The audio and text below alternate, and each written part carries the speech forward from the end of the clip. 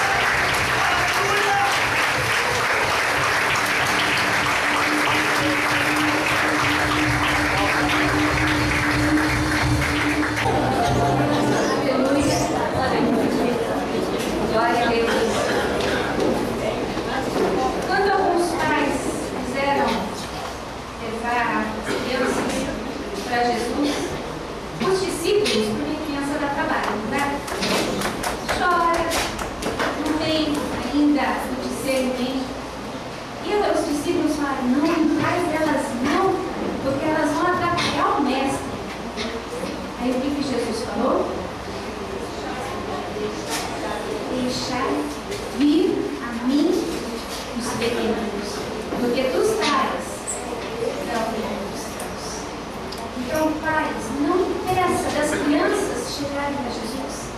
Não impeça das crianças conhecerem Jesus. Aleluia! E hoje nós temos uma visita especial. Tem o Samuel, que está aqui também pela primeira vez, né? E nós agradecemos a presença, né, da Camila, da Carissa. Mas nós temos a Nicole, que é a primeira vez que está aqui. Aleluia! No domingo passado, Paulo estava no hospital, operando a apendicite. Mas glória a Deus que Paulo deu para mim aqui. Então nós vamos chamar o Paulo e a Patrícia para virem aqui à frente. É a primeira vez que ela está entrando na casa do Senhor. Mas em nome de Jesus, é uma vida na casa do Senhor. Glória a Deus. Aleluia.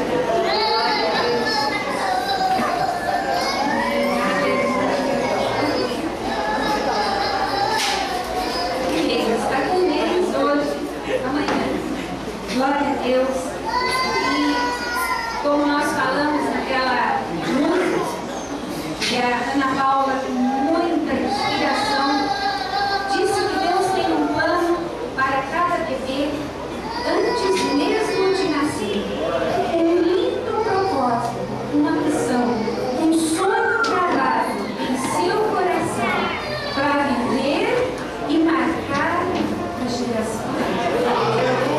Quando a criança nasce, nós devemos falar palavras de bênção, declarar vida, declarar vitória, declarar coisas boas para essa criança. E eu vou dar um testemunho para vocês como isso realmente real. Quando eu nasci, minha mãe disse que meu avô já estava enfermo, não podia sair. Ela passou comigo lá na casa dele. Eu era magra, descascada, pequena. O meu avô falou assim: menina feia, moça bonita. Glória a Deus.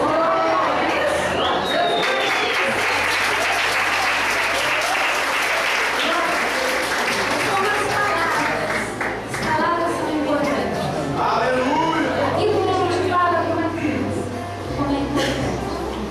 Nós vamos orar por essa criança. Ela já é consagrada, nós estávamos, né, no ventre da mãe, ela já estava consagrada, mas é uma criança abençoada. É uma criança que vai ser bênção na família. É uma criança que vai ser bênção na igreja. E é uma criança que vai ser bênção na nação. Em nome de Jesus. Vamos nos colocar em pé e vamos abençoar. Eu vou pedir para o pastor André ungir aqui fora. Vamos abençoar a Deus.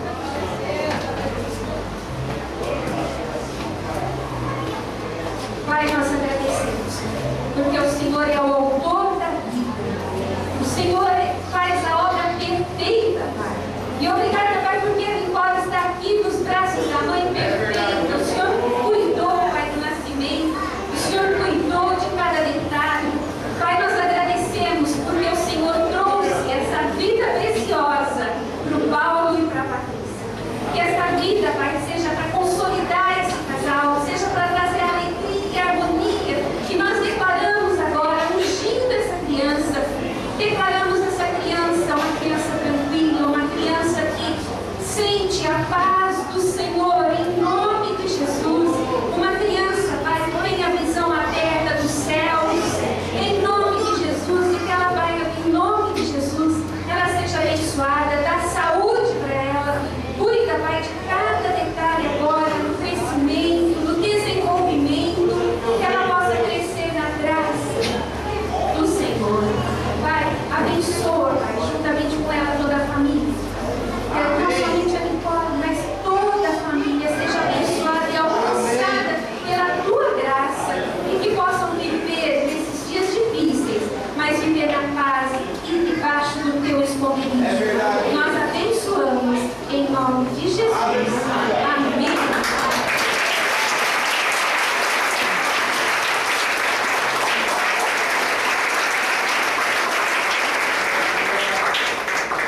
Glória a Deus e a família dos Paulo estão aqui. Deus abençoe vocês. As crianças até 5 anos podem vir aqui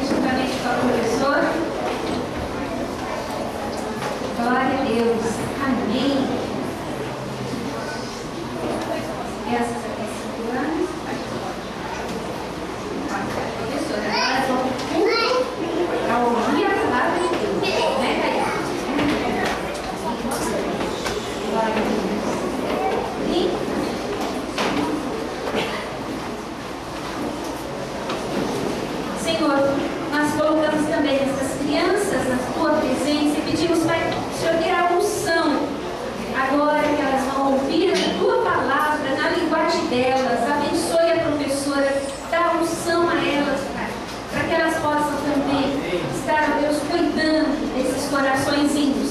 Prepara cada coraçãozinho para estar, ó Deus, ouvindo a tua palavra. Em nome de Jesus. Amém. Aleluia! Deus abençoe.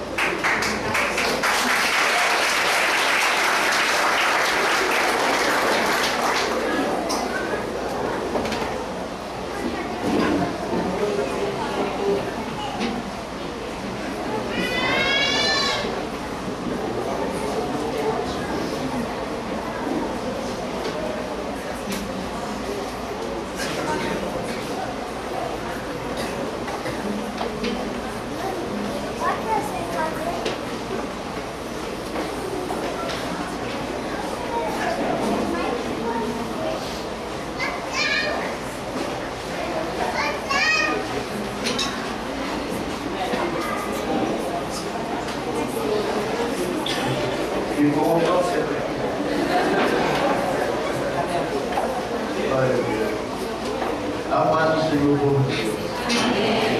Tudo na bênção aí? Desculpa os visitantes, mas eu gosto de falar. Esse aqui é para todos.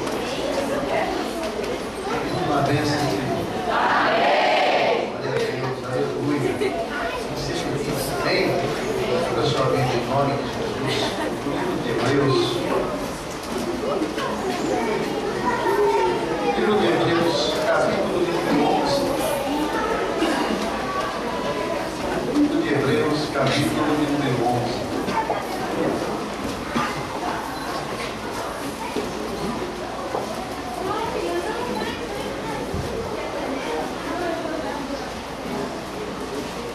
Diga amém se você já abriu. Amém. Glória a Deus. É o misericórdia, o misericórdia aí. Glória a Deus. A partir do versículo de número 30, por favor. Pela fé, ruíram as muralhas de Jericó, depois de rodeadas por 7 dias. Pela fé, Raabe, a meretriz, não foi destruída como os desobedientes, porque acolheu com paz aos espias. E que mais direi? Certamente me faltará o tempo necessário para referir o que há a respeito de Gideão, de Baraque, de Sansão, de Jefté, de Davi, de Samuel e dos profetas, os quais, por meio da fé, subjugaram reinos, praticaram a justiça, obtiveram promessas, fecharam a boca de leões, extinguiram a violência do fogo, escaparam ao fio da espada, da fraqueza tiraram força, fizeram-se poderosos em guerra, puseram em fuga exércitos de estrangeiros.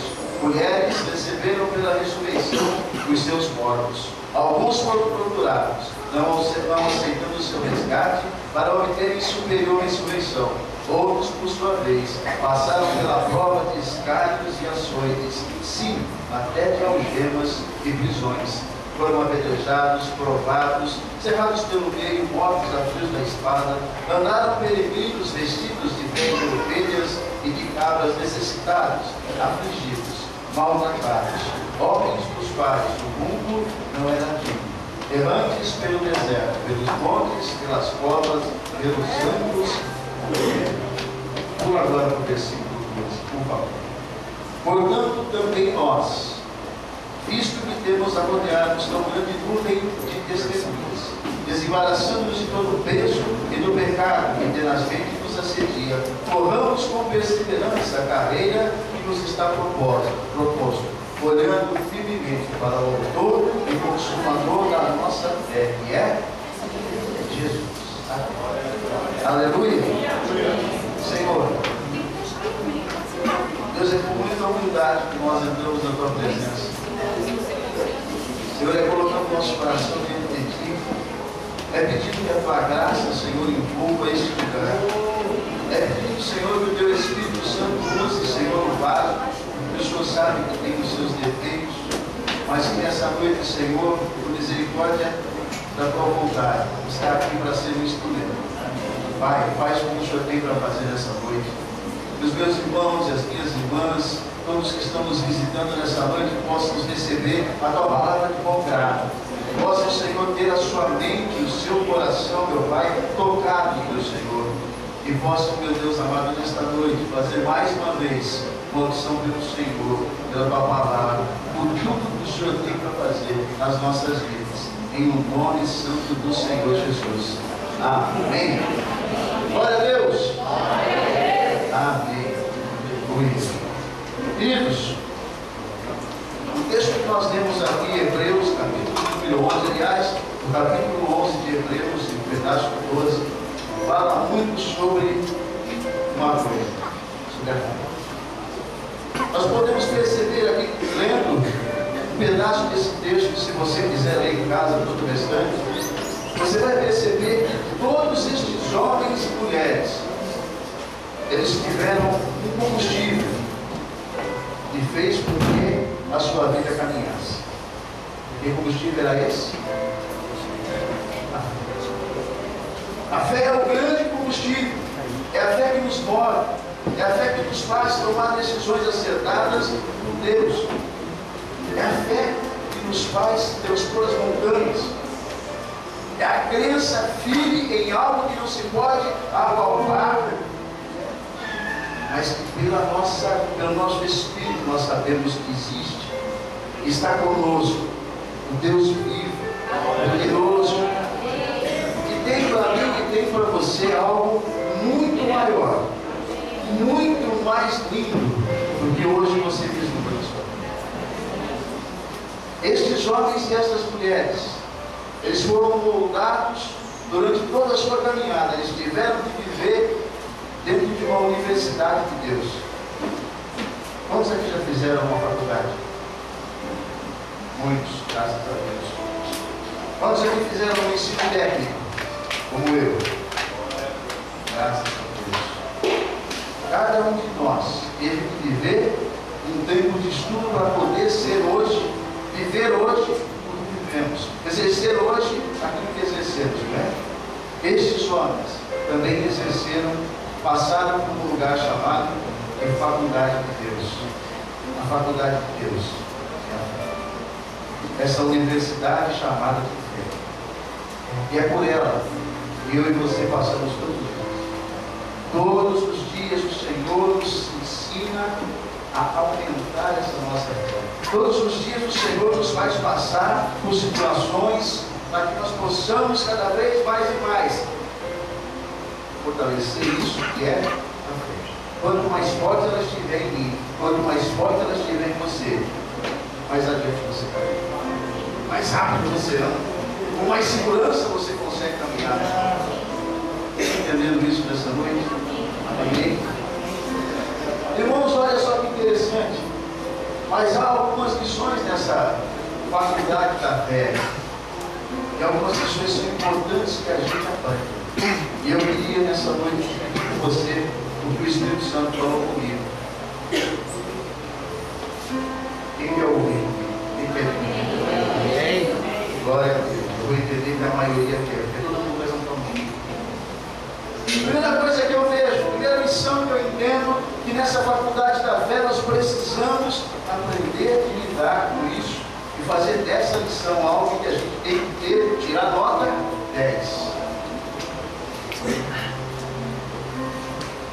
Nós temos que aprender a não abortar os planos que Deus tem na nossa vida. Eu sei que Deus já começou a falar comigo.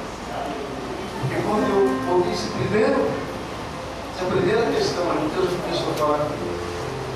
Primeira coisa que nós temos que aprender, meus queridos, para que a nossa fé esteja estribada, seja fortalecida na rocha que é o Senhor, é não abortar nunca os planos de Deus. Volte a sua Bíblia no começo, por favor, no livro de Gênesis, capítulo de número 11. E deixa aberto em Gênesis, nós vamos falar um pouquinho sobre a vida desse homem e das pessoas que estiveram ao redor dele. Gênesis, capítulo de número 11. No versículo de número 31, diz assim: tomou Tera a Abrão, seu filho, e a Harã, filho de seu filho, e a Sarai, sua nora, mulher de seu filho Abrão, e saiu com eles de Ur dos Caldeus, para ir à terra de Canaã. Para ir aonde, meu irmão? A terra de Canaã. Aqui na minha Bíblia tem um ponto de vírgula, tem na sua também um ponto de vírgula aí. Sabe por quê? Não é só uma questão gramatical, não. É porque aí também tem uma mudança de plano. Foram até Harã. Aonde? Aonde? Nós costumamos dizer que Abrão foi tirado de Ur dos Caldeus e mandado para a terra prometida, para a terra que Deus tinha. E é verdade isso. Mas o sonho de Deus começou com o pai. Com Tera, com Terá, o que vai ser. Saiu ele, lá de onde eles moravam, lá de Ur dos Caldeus, lá da Mesopotâmia, com destino a Canaã. Mas no meio do caminho encontraram Harã. E por que motivo não se sabe, pararam ali. E naquele momento o pai de Abrão aborta o plano de Deus. Nós fazemos isso às vezes. Às vezes Deus tem um sonho para mim, Deus tem um sonho para você, Deus tem um sonho para a sua família, Deus tem algo importante para realizar, e nós vamos até um trecho do caminho, às vezes nós vamos até a passagem do Rio Jordão, às vezes começamos a molhar o pé na beira do rio, mas por algum motivo a gente resolve abortar aquilo que Deus tem que fazer. Ou é o cansaço, ou são as dificuldades, ou os levantes que vêm através de familiares, ou vêm através dos problemas, a gente de alguma forma, às vezes aborta o que Deus tem para nós. E sabe o que tem que acontecer? Deus vai deixar de cumprir o propósito? Não. Deus vai cumprir. Vai lá no versículo de número, no capítulo de número 12. Ora, disse o Senhor a quem há? O pai não quis, o filho vai. Sai da tua terra, sai da tua parentela e da casa do teu pai, e vai para a terra que eu te mostrarei. E te farei uma grande nação, e te abençoarei, e te engrandecerei o nome. E se tu uma bênção, abençoarei os que te abençoarem, amaldiçoarei os que te amaldiçoarem. Em ti serão benditas todas as nações da terra. Partiu, pois, Abrão como lhe ordenara ao Senhor, e Ló foi com ele. Tinha Abrão 75 anos quando saiu de Harã. Levou Abrão consigo Sarai, sua mulher, e a Ló, filho de seu irmão, e todos os bens que haviam adquiridos, e as pessoas que acresceram em Harã. Partiram para a terra de Canaã. E o quê? E lá, ele não parou no meio do caminho. Aí está uma diferença. Ele não parou no meio do caminho. Aonde é a praia de Deus? É para ir para Canaã? Eu vou para Canaã. Aonde é a praia de Deus? É para ir visitar aquela pessoa que eu tenho um problema e eu tenho que pedir perdão para ela. Eu vou visitar, eu vou pedir perdão para ela. Para onde é que eu tenho que ir, Deus? Eu tenho que resolver essa situação, eu tenho que resolver, eu vou resolver. O que eu tenho que fazer, Senhor? Eu tenho que curar meu coração de alguma coisa? Eu vou curar. O que eu tenho que fazer, Deus? Ficar quietinho, calado no meu canto, para o Senhor trabalhar. Eu vou ficar quietinho no meu canto, calado, esperando o Senhor. O problema, meus irmãos, é que nós abortamos muitas vezes o plano de Deus. E quando abortamos, sofremos. Por que a gente sofre? Por que você sabe que sofre, pastor? Primeiro que eu sei, eu já tentei abortar o plano de Deus na minha vida. Eu não vou nem pedir para você levantar a mão, porque eu sei que todo mundo aqui vai levantar a mão, porque em algum momento você já tentou, ou já conseguiu abortar alguma coisa com isso que começou a fazer. Mas eu quero dizer para você dessa vez que pela palavra eu sei, porque o Senhor disse assim para Abraão: Abraão, sai da tua terra, sai da tua parentela, sai da casa do teu pai. Por quê? Porque a tua parentela e a casa do teu pai está travando o meu projeto. Infelizmente eles estão travando o meu projeto. Não leva junto, Abraão. Vai você, porque agora você é o comissionado para isso. E talvez o pai de Abraão tenha ficado sentado vendo o filho partir, e talvez pensando consigo mesmo: puxa vida, era para eu estar lá. Era para que eu estivesse concretizando esse projeto. Mas eu não consegui, eu não tive força. Irmãos, essa caminhada pela Universidade da Fé aprenda isso. Em nome de Jesus, não aborde nada que Deus tem para você. Você tem uma promessa? Acredite nela. Pastor, mas está difícil. Acredite nela. Faz 10 anos, pastor. Acredite nela. Acredite, porque Deus vai fazer. Deus prometeu restaurar a família, Ele vai restaurar. Deus prometeu que o filho vai estar dentro da casa de Deus, Ele vai trazer para a casa de Deus. Deus prometeu que a sua situação financeira será uma bênção, Ele vai trabalhar na sua vida, Ele vai consertar. Deus te prometeu um casamento abençoado, Ele vai te dar um casamento abençoado. Creia, não aborte, não pense que Deus é homem para mentir. Não é. Aleluia. Eu acho que você comigo pode imaginar Abraão recebendo do Senhor esse comando, e ele olhando para o pai dele e dizendo: mas meu pai é velhinho, 75 anos tinha Abraão. Se você somar com a idade do pai, quando Abraão nasceu, o pai já era mais ou menos por volta de 150 anos. Talvez na nossa idade de hoje, uns 90 mais ou menos. Meu pai está velhinho. Vai, porque era para todo mundo estar junto. Mas se não tem jeito, vai você. O propósito tem que ser cumprido. Porque sempre Deus está preocupado, sabe de uma coisa, irmão? Com o que está por vir. Ele usa você hoje para algo que Ele vai concretizar amanhã. Talvez você não esteja entendendo, mas Ele usa você hoje para algo que vai se resolver amanhã. Um comando maluco, um comando absurdo que você talvez precise tomar. Por quê? Porque Ele vai amanhã usar essa atitude sua para resolver a tua situação. Você está entendendo isso? Amém. Amém. Glória a Deus. Tem mais uma coisa que eu vejo nessa caminhada da fé. As decisões que nós precisamos tomar, meus irmãos, elas têm que ser baseadas na promessa que está sobre a nossa vida e não pela situação que se apresenta. A sua decisão tem que estar pautada aqui. Está escrito aqui que você pode? Você pode. Está escrito aqui que você não pode? Você não pode. Deus tem uma promessa na sua vida. Falte dos seus passos, a sua caminhada por aquilo que Deus já colocou na sua vida, na sua família, na sua casa, a promessa que Deus tem para você. E não mude. Porque a situação ela chega para quê? Para fortalecer você. Não para fazer você pegar tudo aquilo que Deus já te prometeu e colocar de lado. Mas está difícil, pastor, você não está entendendo. Você não está dentro do meu problema para saber o quanto está difícil. É verdade, eu não estou. Mas você também não está dentro dos meus. Eu posso dizer uma coisa para você. Eu valgo a minha vida. Luto por isso, pelas promessas que Deus tem. Deus tem promessas na minha vida, na vida da minha família. Deus tem promessas nessa igreja.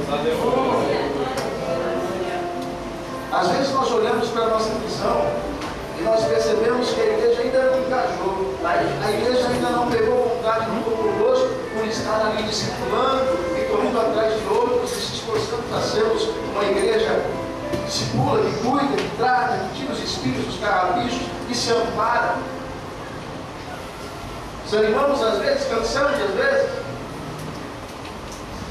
mas nós temos uma promessa. Amém. Aleluia.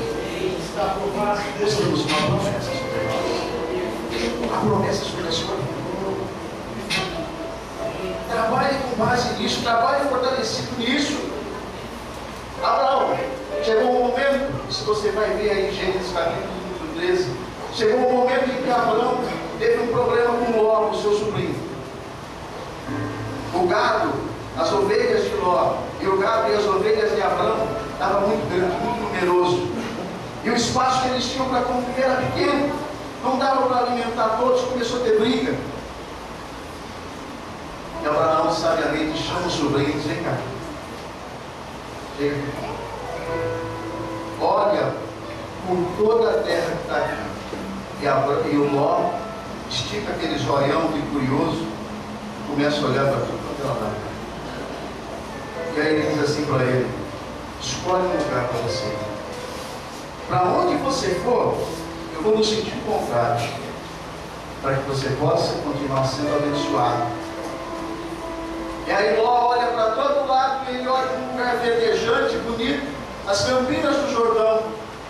Ele não está preocupado se aquele lugar é um lugar que vai levar ele para o pecado, para Sodoma, para Gomorra. Ele não está preocupado, ele preocupou no seguinte: esse meu tio não sabe o que fez.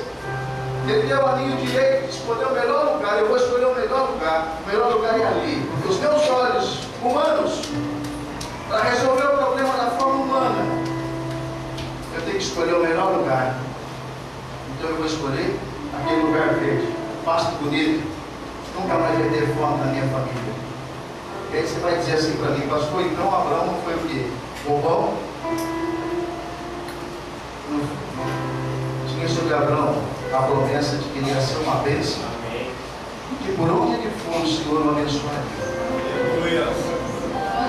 Tinha sobre Abraão a promessa de que por onde ele estivesse caminhando e andando, aonde ele pusesse os pés dele, aquele lugar Deus daria a ele e a sua descendência. Então ele não estava nem um pouquinho preocupado com terra, ele não estava nem um pouquinho preocupado em ser próspero, em escolher o lugar certo para ser próspero. Ele sabia o seguinte: para onde eu for, eu serei próspero. Para onde eu for, Deus me abençoa. Porque a decisão que eu tomar debaixo da vontade de Deus, eu estou sendo coberto pela graça e pela misericórdia. Aleluia! Glória a Deus! Eu não tenho que me preocupar em ir para as campinas, onde o lugar é mais bonito. Aonde eu ficar é meu, Deus me deu. Você é o filho do dono do ouro da prata.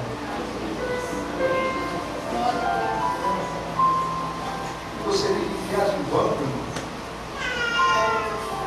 e atolado em banco, porque não quer confiar que Deus é provedor. Escute: o que está sobre a sua vida é muito mais importante do que a situação que você vive hoje. Deixa eu te dizer uma coisa: quando você olha para o seu problema, a visão que você tem é essa aqui, ó. É o seu plano de visão. Você consegue me ver aí? Eu estou só vendo a sua cabeça. Esse é o seu ângulo de visão. O ângulo de visão de Deus é esse aqui. Glória a Deus, aleluia. É aqui. Tu és fiel, Senhor. O meu e o seu problema Deus está vendo aqui. Por isso você tem que confiar. Amém. Porque Ele olha para você, Ele sabe o que está acontecendo. Ele sabe o que está ao seu redor. Se tem uma coisa que nós precisamos aprender em nome de Jesus, é definitivamente pautar as nossas decisões pela vontade do Senhor. Amém. Pelas promessas, pela palavra. E aí você vai percebendo, irmão e irmã, o quanto vai mudar a sua rotina, o quanto vai mudar a sua vida, o quanto vai mudar a sua história. Eu posso ouvir um glória a Deus por isso? Terceira coisa que eu vejo: eu preciso caminhar rápido, nós vamos ficar ceia hoje. Mas Deus vai fazer na hora. Terceira coisa que eu vejo: nós temos que aprender na nossa caminhada de fé é que a qualquer momento Deus pode requerer mudança. Quem está preparado para as mudanças de Deus? Amém. Cuidado, irmão. Cuidado, deixa o mal me matar. Quem está preparado para as mudanças de Deus? Aleluia. Porque quando nós cantamos aqui: Tu és o autor, aquele que pintou com perfeição. É isso? O que você disse no começo da música? Eu queria ter mais que uma voz. E depois como é que é? Mais que um amor, mais que uma vida. E uma vida para te oferecer. O que você está dizendo? Deus, eu queria ter mais ainda do que eu tenho para te dar tudo. E aí ele diz assim para você: Abraão, sai da tua terra, da tua parentela e vai para onde eu vou te mandar. sua resposta. Porque às vezes Deus pode querer de você mudanças. E não é só mudança de lugar, não. Abraão mudou de lugar um monte de vezes. Estima-se, segundo a Bíblia, ou segundo aquilo que a Bíblia nos diz, estima-se que Abraão, dos seus quase 100 anos de peregrinação, Abraão andou aproximadamente 2.400 quilômetros. 2.400 quilômetros. Um senhor de 100 anos, uma senhora de 90 anos, filho, camelos, servos e tudo mais, um monte de peso atrás dele. 2.400 anos. 14 vezes na Bíblia o Senhor manda Abraão sair da onde ele está e ir para outro lugar. E aí eu te pergunto, para quê? Para quê? Vou te dar a resposta do porquê. Aí no capítulo 13, versículo de número 17, Deus falando para Abraão: levanta-te, percorre essa terra no seu comprimento e na sua largura, porque eu te darei. Abraão, sai daí, vai andar, vai demarcar a terra, vai demarcar o lugar onde você pisar, plante os seus pés, eu vou te dar, eu vou dar a você onde você colocar a planta dos seus pés. Você não precisa mudar, meu irmão, sabe o que ia acontecer? Ele não ia ter 2.400 anos, ele ia ter tudo anos,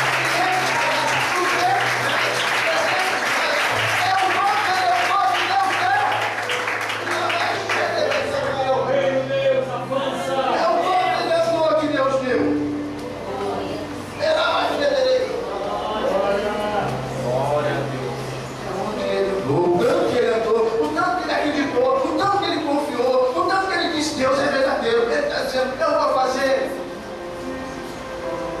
E nós paramos no meio do caminho.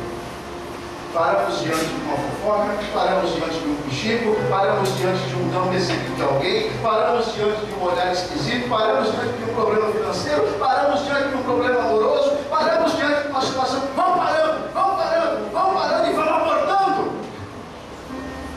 Vamos abortando. Perdoe os visitantes, mas eu infelizmente pego assim, eu sou meio exaltado, desculpa. Glória a Deus. Deus está falando, perdoe. Mas fica tranquilo que eu estou morto. Eu sou de paz. Mas a gente vai abortando, irmãos. 2.400 quilômetros, o homem que começou essa jornada com 75 anos. Eu não cheguei nos 50 ainda e acho que eu ia conseguir aguentar isso tudo, não. É sério? Deus está mandando você botar o pé em alguns lugares e você está dizendo não para Deus. Deus está mandando você ficar estacas em alguns lugares e você não faz isso. Deus está mandando você levantar do lugar de conforto, da zona de conforto, e fazer qualquer coisa, fazer o que Deus está mandando fazer. Você não está fazendo. Está sentado diante de você mesmo, sentado diante do seu próprio espelho, dizendo: eu sou bonito, eu sou filho de Deus, eu sou filho de Deus, Deus está em mim, eu sou iluminado pelo Espírito Santo. E daí? Essa luz é só tua? Essa luz é só tua? Diz a palavra de Deus. Escute, igreja. Não se coloca um candeeiro debaixo da cama. Pelo contrário, se coloca ele em cima do monte, para que ele ilumine toda uma cidade. O candeeiro é você, sou eu. Nós temos a luz do Santo Espírito dentro de nós. Muitas das vezes ficamos debaixo da cama, zona de conforto, esperando Deus agir, esperando Deus mandar uma luz brilhante sobre nós. Eu tenho uma coisa, luz, não é você. O Espírito Santo está aí. Por que você não está falando dele? Por que você não está dizendo as maravilhas que Deus é na sua vida, que Deus fez na sua vida? Deus ensina até, eu vou fazer um comparativo aqui, por favor, não se ofenda em nome de Jesus, é só um exemplo, tá bom? Por favor, não vai sair por aí dizendo que o pastor comparou você com bicho, que não é verdade. Você é a bênção de Deus, você é abençoado. Aleluia. Mas Deus ensina até os animais a demarcarem o terreno. Tem um cachorrinho na minha casa, e agora nos últimos tempos ele resolveu fazer xixi em tudo quanto é canto. O quintal inteiro fica uma vez. E nós vamos lavando aqui, jogando lá na sanitária, e vão ficando bravos com ele. Eu já fiquei bravo com ele várias vezes. Rapaz, para com isso. Há um cantinho para fazer, fica só ali. Mas ele vai por tudo quanto é canto. Um dia desses ele estava latindo muito, mas latindo demais. Eu abri a fresta da persiana e fui olhar, tinha um gatinho preto em cima do muro. E ele muito bravo com esse gatinho. Nós íamos sair de casa naquela noite. Aí eu dei uma ralhada com ele, o gatinho foi embora, ele parou de ralhar, parou de latir. Pegamos o carro, fui abrir o portão. Quando eu fui abrir o portão, exatamente onde o gatinho estava em cima do muro, naquela coluna, tinha uma pocinha dele ali. Eu disse para Cris, meu amor, o que ele está fazendo? Ele está demarcando o lugar para dizer assim, bugar, aqui você não desce não, porque é meu. Aqui você não desce não, porque é meu. Um animal que não pensa, que não tem sentimento. E aí eu e você, o diabo resolve agir, fazer estardalhaço todo, a gente não fica o pé e diz assim, aqui não, meu filho, aqui é casa do Filho de Deus.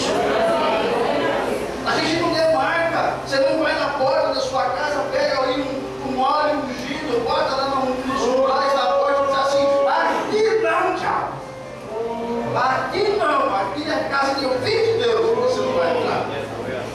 Você não demarca. Vamos demarcar territórios? Talvez você esteja vivendo algum perrengue aí, está preocupado dizendo que Deus quer nisso. Pode ser que o que Deus está querendo é que você marque território. Demarque o território que Deus está te dando. Que território é esse, pastor? Pode ser a sua casa, pode ser a sua família, pode ser o seu trabalho. Pode ser que esse território seja um parente seu, que está na hora de entender que Jesus é o Salvador, que Jesus é o Senhor, que só há um Deus. Demarca território, meu irmão. Eu vejo mais uma coisa aqui. Mais uma coisa interessante que nós precisamos aprender nessa universidade da fé. Não deixe que o inimigo saqueie aquilo que Deus te confiou. Você entendeu isso? Amém. Nós temos que aprender a não deixar o inimigo saquear aquilo que Deus confiou a nós. Lá no capítulo 14 você vai perceber o seguinte, Gênesis, você vai perceber que houve uma guerra entre alguns reis. Esses reis foram para a cidade de Sodoma e saquearam Sodoma. E Ló, o sobrinho de Abraão, morava lá já. A cidade é saqueada, eles levam tudo que tinha na cidade e levam todas as pessoas como escravos. Aí alguém chega para Abraão e diz assim para ele: Abraão, levaram Ló, e levaram toda a família. E deixa eu te dar um detalhe aqui, que talvez você fique tão assim assustado quanto eu. Abraão estava perto de ser um homem centenário nesse momento, perto dos seus 100 anos. Ele ouve a notícia, ele dá um salto, imagina eu, ele dá um salto, fica em pé e diz: espera um pouquinho, deixa eu chamar meus amigos aqui. Vai lá junto aos seus amigos, reúne 318 homens e vão para cima dos inimigos, para tirar de lá Ló, toda a sua família e trazer tudo que o inimigo saqueou. Querido, quase um centenário. Ele disse: você não vai roubar o que Deus te confiou. Às vezes nós estamos aí parados, cansados. Estou velho já. Deus não vai me usar mais. Não vai ter mais bênção na minha vida não. O que Deus falou já foi. Está adormecendo coisa aí. Sabe? Tem sonho. Mas que sonho é esse, pastor? Eu já estou velho para realizar sonho. Estou velho para realizar sonho. Vou contar para você uma coisa minha. Eu vou assim, Araraquara, fui embora daqui em 1978, 77 por aí, fui para Matão. Me formei em contabilidade. E aí surgiu uma oportunidade de vir para Araraquara, voltar para cá. E aí, eu saí de lá dizendo o seguinte: bom, eu vou trabalhar nessa questão, nesse serviço que apareceu para mim, mas paralelamente eu vou montar o meu escritório de contabilidade e vou começar a montar a minha estrutura, porque um dia eu vou viver disso que eu sei. Isso foi em 1990. Eu vim para cá em abril de 1990, eu retornei para Araraquara. E por conta de muitas coisas que aconteceram, esse sonho foi ficando. Foi ficando, foi ficando, foi ficando, foi ficando, e ficou. Ficou a ponto que eu nem lembrava mais dele. Mas em 2009 para 2010, Deus começou a dar um startzinho aqui, ó. Por que você não monta o seu escritório? No primeiro momento eu disse: espera um pouquinho, nos meus planos, com 40 anos eu já estaria com o meu escritório estabilizado. E portanto, ganho bem. Eu já passei de 40 faz um bom tempo. E vou montar agora. Por que você não monta o seu escritório? E aí eu louvo a Deus pelas pessoas que convivem comigo, minha esposa, meus familiares, os nossos pastores, e sempre são motivo. Deus falou, vai. Aleluia. E a gente começou. E para honra e glória do Senhor, em fevereiro deste ano, eu já estou só com o meu escritório montado. 23 anos depois do meu sonho. Está entendendo isso? Eu podia dizer assim: chega, não dá não. Eu sonhei, acabou, não concretizou, morreu. Mas o Senhor sabe quando Ele ressuscita o sonho. Quando Ele ressuscita e concretiza o teu irmão, não tem diabo que destrua.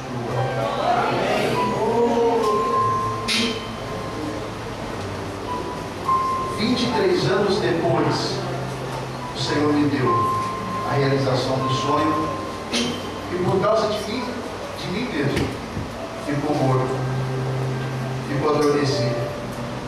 Mas é mais ou menos como se ele dissesse assim: você quer sonhar de novo?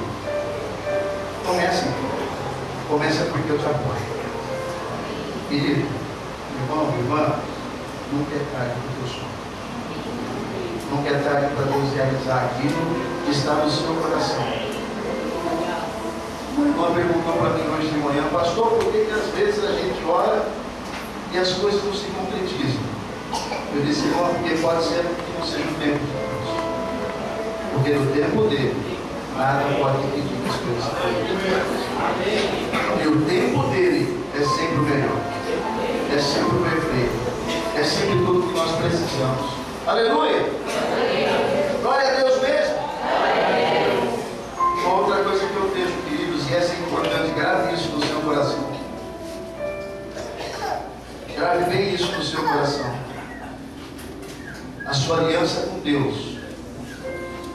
Isso é uma aula que você tem que ouvir, e essa é uma prova que você tem que tirar 10. Sua aliança com Deus nunca está em jogo, mesmo quando a oferta é muito boa. Você ouviu bem isso? A sua aliança com Deus, ela nunca pode estar em jogo, mesmo que a oferta que está para você seja muito boa. Quando Abraão ele sai, ele consegue ir para dentro dos inimigos, ele traz de volta não só Ló e os familiares que foram com ele, e as coisas que foram, ele traz tudo. Abraão, Deus é assim, meu irmão. Quando Deus restitui, ele restitui pouquinho, não. Ele restitui falso. Quando ele manda de volta, ele não manda assim, sabe, migalhinha. Ele manda logo uma chuva. Abraão foi lá e pegou só Ló de volta, não. Pegou tudo e trouxe tudo de volta. Quando ele chega de volta, ele encontra com Melquisedeque, que era o sacerdote do Senhor naquele lugar. Quando ele vê Melquisedeque e ele percebe que ele era sacerdote do Senhor, ele faz o seguinte: ele pega o dízimo de tudo aquilo e entrega para Melquisedeque. Toma, é o dízimo de tudo que nós conseguimos aqui diante do Senhor. Você entendeu isso? Mas não parou aí. Escute. É agora que o Espírito Santo quer falar mais profundo comigo e com você, amém? E o rei chega assim para ele, o rei de Sodoma, chega para ele e diz assim: Abraão, você fez uma coisa maravilhosa. Então faz o seguinte, só deixa as pessoas para mim, e todo aquilo que vocês trouxeram de volta, boi, carro, o que quer que seja, pode pegar tudo para você. É uma oferta justa, tá bom? Sim ou não? Veio tudo de volta por causa do esforço de Abraão, né? Aí Abraão vira assim para ele e diz assim: olha, ai de mim, se eu tocar numa única só coisa que veio de você, para que você não vá por aí dizer que você me enriqueceu, porque tudo que eu tenho é das mãos de Deus. Aleluia. Duas coisas eu vejo aqui: aquilo que é de Deus tem que ser entregue para o Senhor. O que é de Deus não está no negócio. O que era de Deus ali? O dízimo, toma aqui, é seu, Senhor.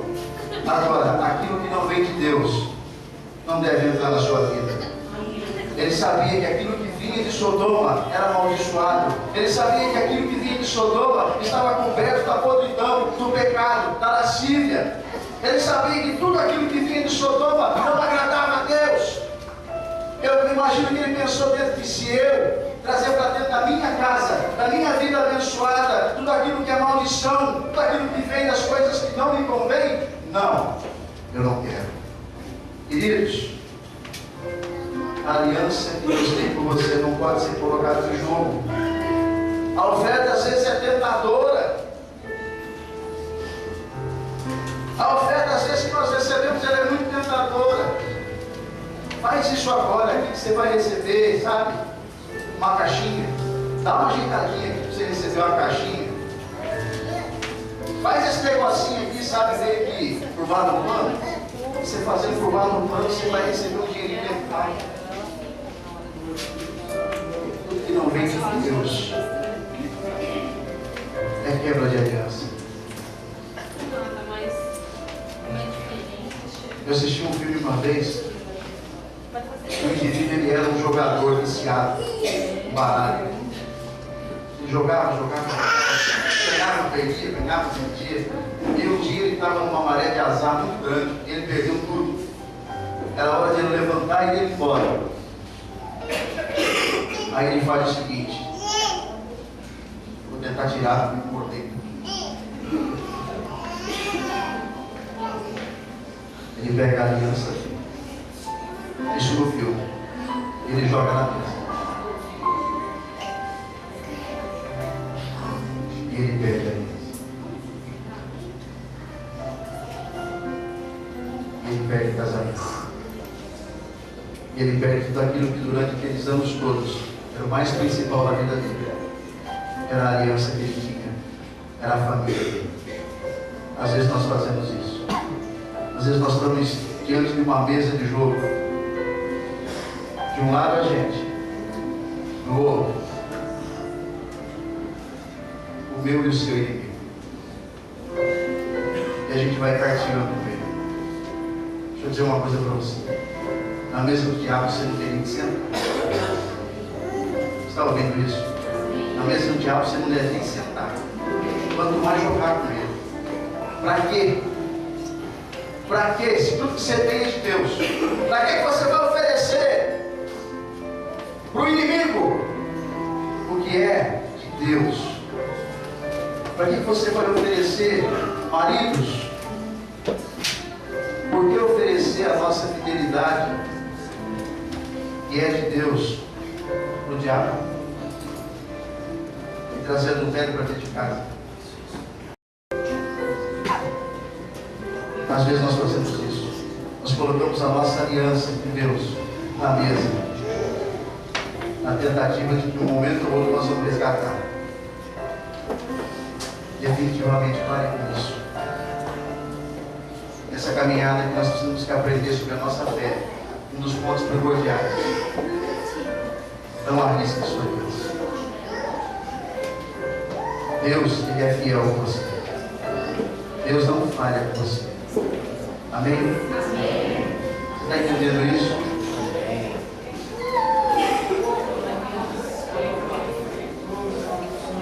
A penúltima coisa que eu estou quase terminando. A penúltima coisa que eu vejo é que quem está nessa caminhada, quem está nessa universidade da fé, tem que aprender uma coisa. Todo mundo é. Eu era. Você é. Todos nós erramos. Mas o que nós precisamos fazer é assumir as consequências do nosso erro e resolver o problema. Se eu perguntar para você se você já assumiu as consequências de todos os seus erros, qual seria a resposta para você mesmo? O que você deixa guardado aí dentro do seu coração que você não vai resolver? Qual foi o erro? Às vezes nós magoamos pessoas e mesmo não sendo por querer, a gente magoa. E aí a gente fica naquela situação assim: se não vier falar comigo, eu não vou falar comigo. Não foi o querer? Há uma ferida aberta. E o Senhor diz: perdoe 70 vezes 7. Há uma ferida aberta. E o Senhor precisa cuidar. E depende muitas das vezes de você, de um passo adiante teu, de uma atitude sua, minha, que venha me procurar. Se vier aí, eu vou pensar o que eu vou fazer. Meus irmãos, errar, a gente erra, mas a coisa que a gente precisa aprender é assumir as consequências do seu erro e resolver o problema. E Abraão fez isso. Abraão errou, pedindo que Sara, não tendo filho, e a sua serva tivesse um filho dele. Não era o filho que Deus queria, mas Abraão teve, junto com uma escrava. E quase 20 anos depois, quando o filho de Abraão, o verdadeiro Isaac, já estava mocinho, Deus manda Abraão fazer o seguinte: agora pega o menino e a mãe e manda embora, porque eles não fazem parte do meu projeto. Já imaginou isso? Já imaginou você ter que pegar um menino de 20 anos mais a mãe dele e dizer: ó, Deus prometeu que vai cuidar de você, então vai embora, se você ficar aqui, você está trabalhando o projeto de Deus. Se isso é difícil, agora imagine você, o que está travando o seu projeto? O que está travando o projeto de Deus na sua vida? Olha a situação difícil que não está sendo possível. Precisamos quebrar definitivamente algumas coisas. Você está entendendo isso? Mesmo? Amém? A última situação. Eu vou encerrar aqui. Quem está nessa universidade chamada fé tem que cuidar da sua descendência e fazer com que ela seja abençoada e continue desfrutando da promessa que é sobre a sua vida. Quantos pais e mães estão aqui nessa noite? Está sobre nós a responsabilidade de cuidar da nossa descendência. Está sobre nós a responsabilidade de cuidar de como os nossos filhos irão adorar ao Deus que nós adoramos. Abraão já estava velho. Abraão já estava velho. E Isaac já era homem formado. Filho dele, homem formado. A esposa já tinha falecido. Ele chama o servo dele e diz assim para o servo dele: vem cá, você vai pegar o meu filho. Desculpa, não. Você vai lá até na terra da onde eu saí, lá da casa dos meus parentes. E você vai ver se lá tem uma mulher para casar com meu filho. E aí o servo faz uma pergunta interessante para Abraão. Ele diz assim: mas e se eu chegar lá, ela não quiser vir, eu levo teu filho até eles? Ele responde de uma forma interessante. Ele diz assim: acalma-te. Ou seja, calma. Porque Deus mandou eu sair de lá para poder ser abençoado. E meu filho não vai voltar lá. Se ela quiser vir, pois que bem, é da vontade de Deus. Se ela não quiser, deixa ela lá. Ou seja, eu vou cuidar para que o meu filho continue debaixo da vontade de Deus. Eu vou cuidar para que o meu filho continue recebendo o melhor de Deus. Quem está nessa faculdade chamada fé, pela fé, tem que crer que os seus filhos serão transformados, convertidos, curados, sarados. Homens e mulheres que vão fazer diferença. Tem que profetizar sobre os seus filhos. Profetize bênção, vitória, que serão pessoas de Deus. E não chamar de burro quando ele erra. E não dizer que ele não presta para nada quando ele comete ou faz alguma coisa que você não gosta. Ou dizer para a menina que ela não vai prestar para nada na vida. Vem mesmo, quando está no ventre, dizer assim: eu queria ela te abortar. Só infeliz porque eu queria você.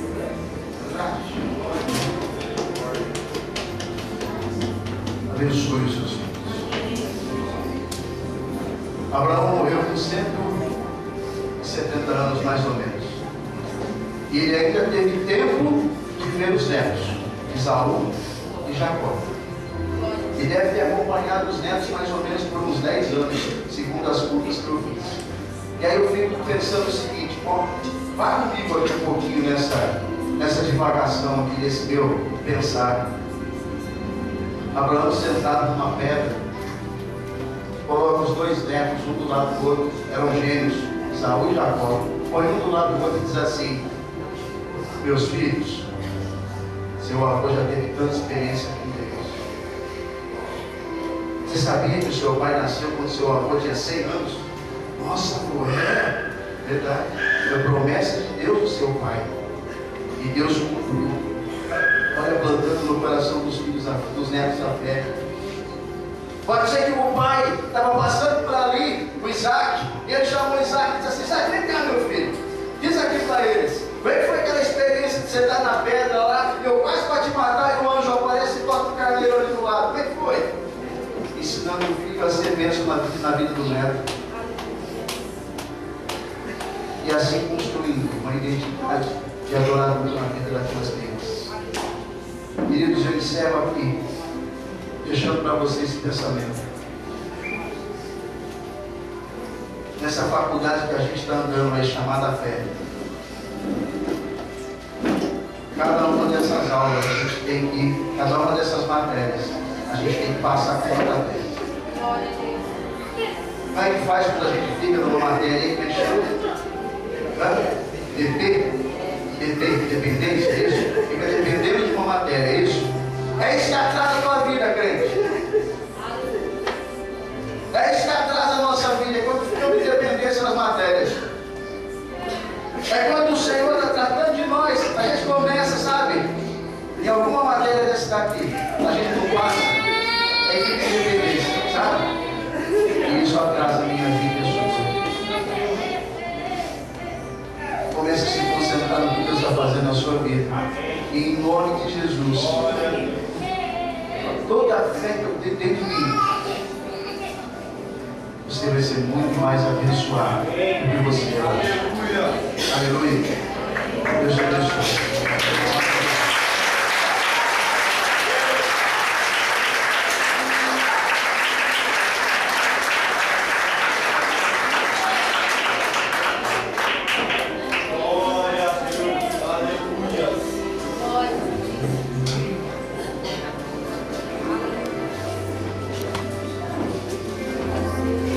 Você cai em pé aqui.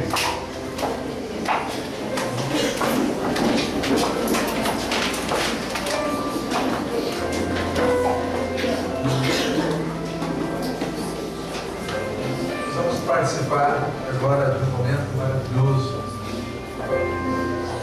que é apenas um ensaio para aquilo que um dia nós vamos viver de eternidade. e sentar-se à mesa com o Senhor é algo tremendo, é algo maravilhoso. Nós acabamos de ouvir uma mensagem da parte do Senhor tremenda para as nossas vidas. O que a fé pode fazer? E pela fé nós acreditamos que Jesus disse que um dia nós vamos nos assentar com Ele à mesa. Quero ler para vocês, nós.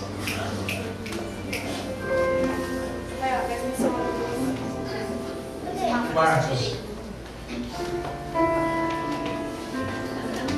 capítulo 14, a partir do versículo 22. Enquanto comiam, tomou Jesus um pão e, abençoando, o partiu e lhes deu, dizendo: tomai, isto é o meu corpo. A seguir tomou Jesus um cálice e, tendo dado graças, o deu aos seus discípulos, e todos beberam dele. Então lhes disse: isto é o meu sangue, o sangue da nova aliança derramado em favor de muitos. Em verdade, vos digo que jamais beberei do fruto da videira, até aquele dia em que o hei de beber novo no reino de Deus. E tendo cantado um hino, saíram para o Monte das Oliveiras. No texto de Mateus, Jesus disse que nós devemos fazer isto em memória dele. Então há um memorial no momento da ceia. A ceia, ela tem esse significado impressionante. Não é apenas um pouquinho de suco de uva e um pedacinho de pão, mas representa, assim como o pastor Marcelo acabou de ver a sua aliança e contou essa história, ela representa um casamento. Esta aliança representa um casamento entre Jesus e a sua noiva, entre Jesus e os seus amigos. E ele está dizendo aqui que, a partir daquele momento, do momento da narrativa, daquele momento com os discípulos, antes da sua prisão, antes da sua crucificação, antes da sua ressurreição, ele estava dizendo isso: e eu não vou beber de novo, não vou me assentar de novo, até que o faça novamente no reino de Deus. E no texto de Mateus diz: até que o faça novamente com vocês. Então, meus irmãos, a ceia, ela tem um significado profundo de casamento indissolúvel. A Bíblia usa a figura de linguagem para a igreja e a chama de noiva. Nós somos a noiva do Cordeiro. Essa expressão cordeiro tem a ver com Jesus, o tipo de morte com que ele haveria de morrer, dando a sua vida pela sua noiva. Então nós estamos prometidos como noiva, a igreja está prometida como noiva a Jesus. E vai haver um dia na eternidade, pela fé na palavra de Jesus, na promessa do Senhor, um grande casamento, um grande banquete, uma grande festa, uma grande ceia, uma grande mesa posta. E assim como no casamento aqui na terra, a noiva sempre fica por último, atrás da cortina de entrada, e ela normalmente está linda, maravilhosa, enfeitada, adornada. E de repente, o mestre de cerimônia abre a cortina e os olhos de todos convidados se voltam para a entrada do salão, especificamente para ver a noiva. E todos se entreolham e dizem, às vezes, eu faço as profecias, a nossa noiva está linda. Jesus, o noivo, já está presente no salão da festa. E a noiva está sendo preparada, enfeitada, adornada, perfumada. E em breve será apresentada ao noivo. Certamente vamos adentrar no salão da eternidade. Jesus disse no Evangelho de João, no capítulo 14, pela fé eu creio, eu acredito comigo, eu acredito em Jesus. Ele disse para os discípulos: não se turbe o vosso coração, não se preocupe demais no coração de vocês. Eu vou para o meu Pai, eu vou preparar morada. E depois de ter preparado a morada, voltarei para vós mesmos, para que onde eu esteja, estejais vós também. Então, queridos, assim como o anel que você traz no dedo que diz que você é casado com essa mulher, que você fez uma aliança com ela, e que você prometeu fidelidade a ela, e que você prometeu estar junto na alegria, na tristeza, na saúde, na dor, que você pertence a ela e ela pertence a você. E você faz assim, faz. Assim também, Jesus nos fez a promessa. Aliás, nos fez muitas promessas. De estar conosco todos os dias. E que o Espírito Santo seria o nosso guia, o nosso consolador. Aquele que estaria como nossa garantia, nosso penhor. Para que o dia da promessa se manifeste. Nós temos o Espírito Santo como certeza do garantia. Então, a ceia, ela representa este casamento que vai acontecer. Por isso que Jesus disse que façam isso em memória de mim, para que vocês não se esqueçam das promessas que eu fiz a vocês, para que vocês nunca percam de vista as coisas lindas que eu estou preparando para vocês, para que vocês esperem com paciência até que tudo se cumpra. Então, hoje, aqui, agora, como sempre tem acontecido, nós vamos tomar um pedaço de pão, um copinho de suco de uva. Vamos dizer, Senhor, nós não nos esquecemos. Nós não vamos nos esquecer das tuas promessas. Elas estão gravadas no nosso coração.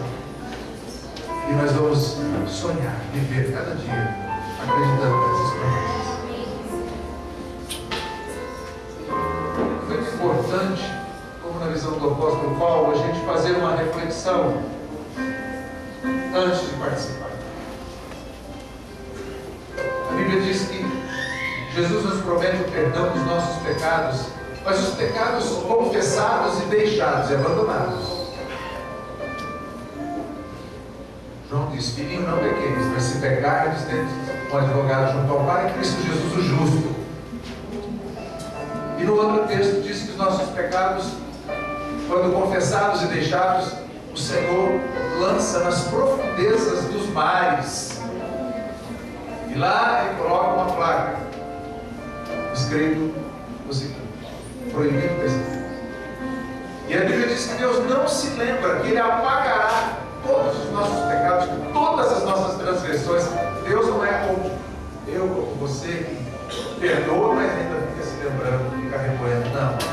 Deus apaga, Ele é poderoso para fazer. Ele apaga da sua memória o que nós fizemos de errado, o que nós pecamos, o que nós vacilamos, quando confessados e deixados. Então vamos orar antes da gente participar. Senhor, nos perdoa.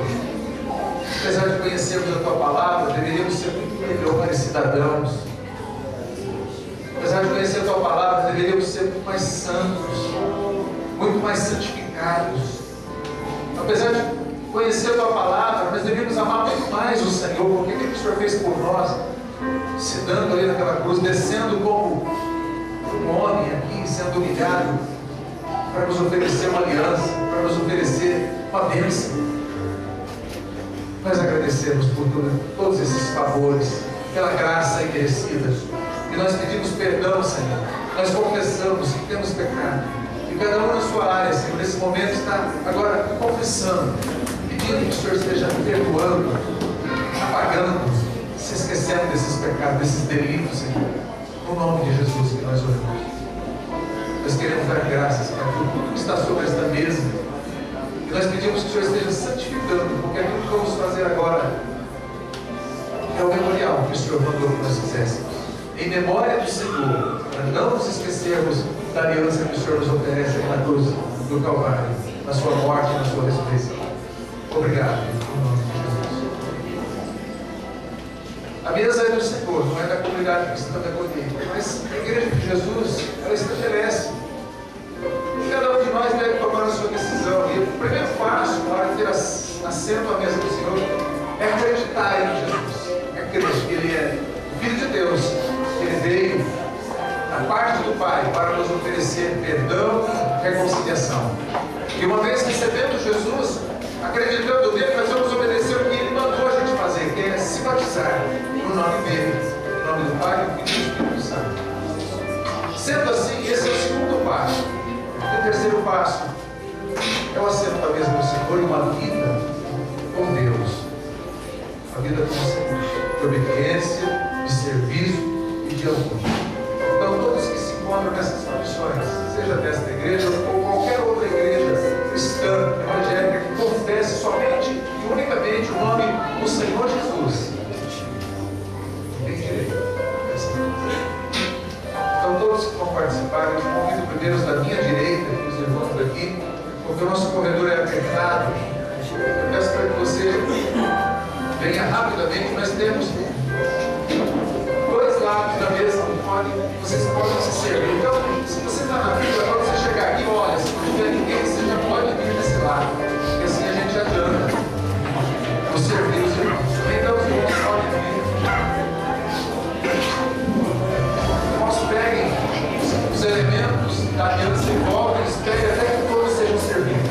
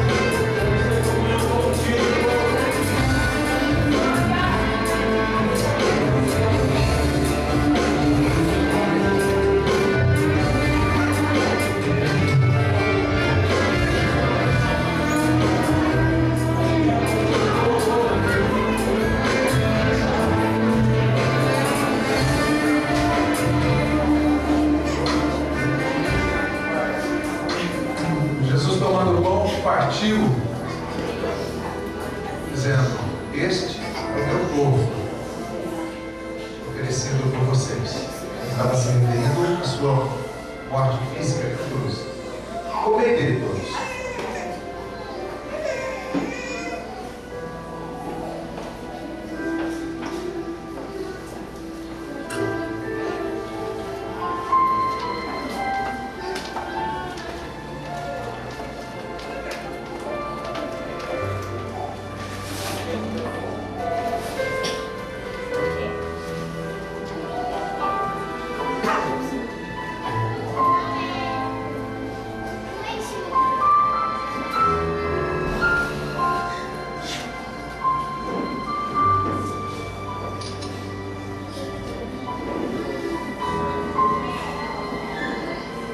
Da mesma forma,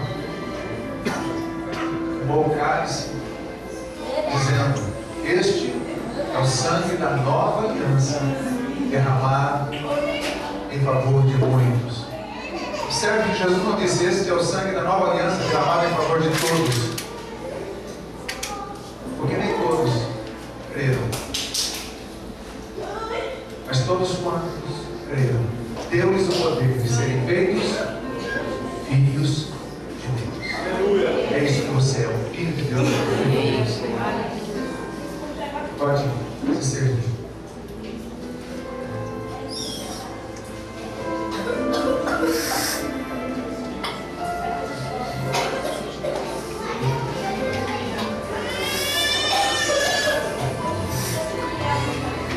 Acabamos de fazer uma imagem, mas é poderoso.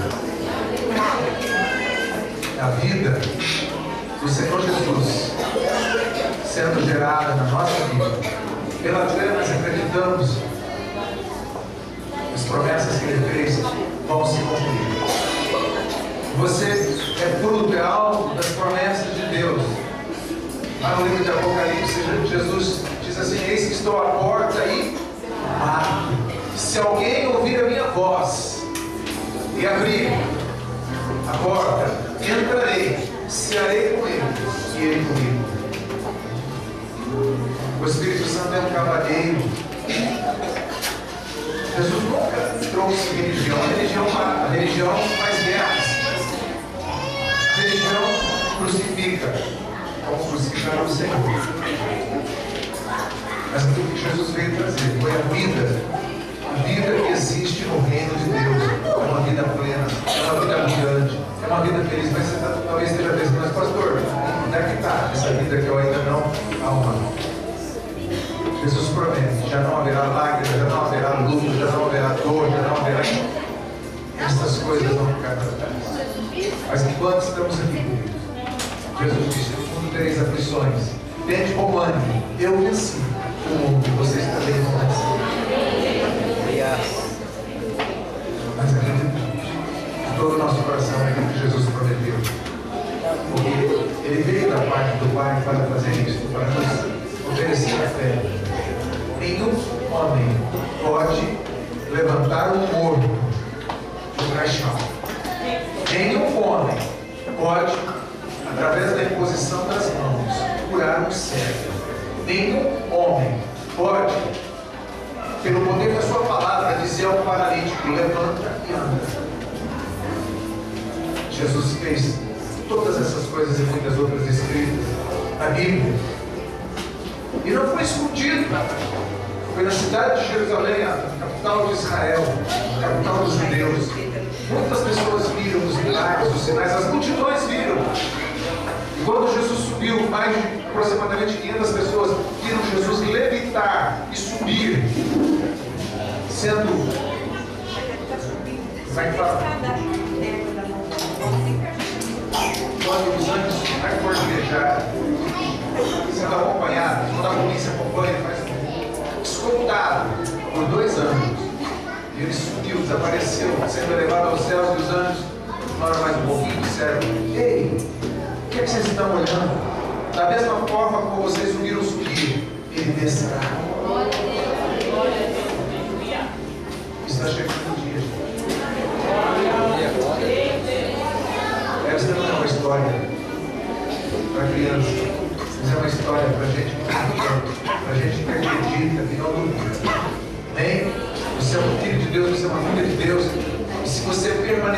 em aliança com Deus. O que te aguarda na eternidade é esse encontro com aquele que te criou, com aquele que te formou. Embora o pecado tenha nos deformado, mas nós seremos purificados como escala brilhosos no momento que nós estivermos na presença do Senhor. Estenda as suas mãos, nós vamos receber a bênção do Senhor.